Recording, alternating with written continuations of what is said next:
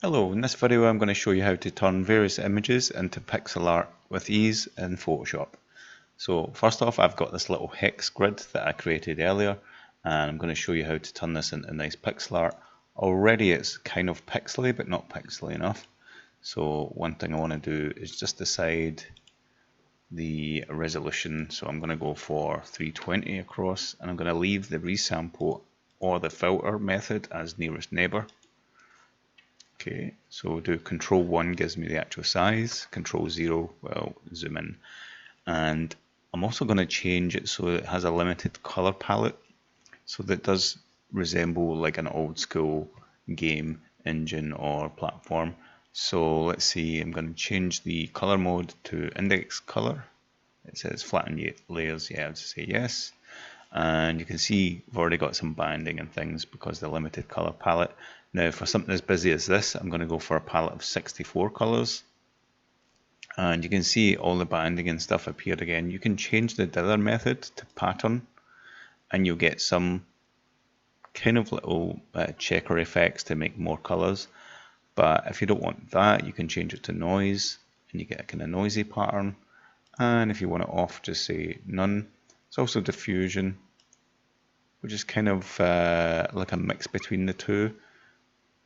So I'm just going to go for none, and I'm going to change the palette down to 32, and it gives me a very limited palette. Now you can try different methods as well. So this is local adaptive, local selective, and local perceptual. They're slightly different. I think local selective looked kind of good, so I'm going to actually change the color palette to 48. Let's try 52. That looks good. So there's a few different variations of color, and Control 1 is going to give me this. So I'm going to change the image size to double the size. So this time I'm going to change this to percent and say 300%.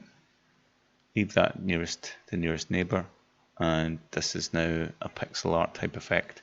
If you want it to be double pixel art, I'm just going to undo that. Now, double pixel was when old school computers had to use 2 pixels side by side to save memory.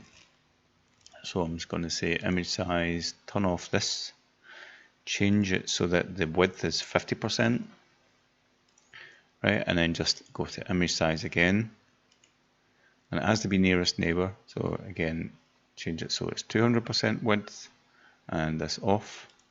And now you can see you've got the double pixel wide effect. You can also, if you wanted, go to the index color table and load in a palette.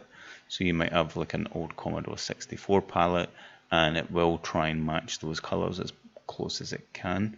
But either way, this is the palette that it's gave. As you can see, a lot of this blue is kind of been reused again and again. Let's try index color again. So we're going to go to mode, color table. You can see that there, and then in fact we're going to go to mode, index color. So we change it back to RGB, and then image mode back to index, and that will give us this window. It says exact. We're going to force it, so we're going to use local perceptual, and let's go for 40, be 48, and that's pretty much it. So thanks for watching this video. I hope it helps you make nice pixel art, and you can use this for any kind of image that you find, and check out what it looks like in pixels. Thanks for watching. Bye.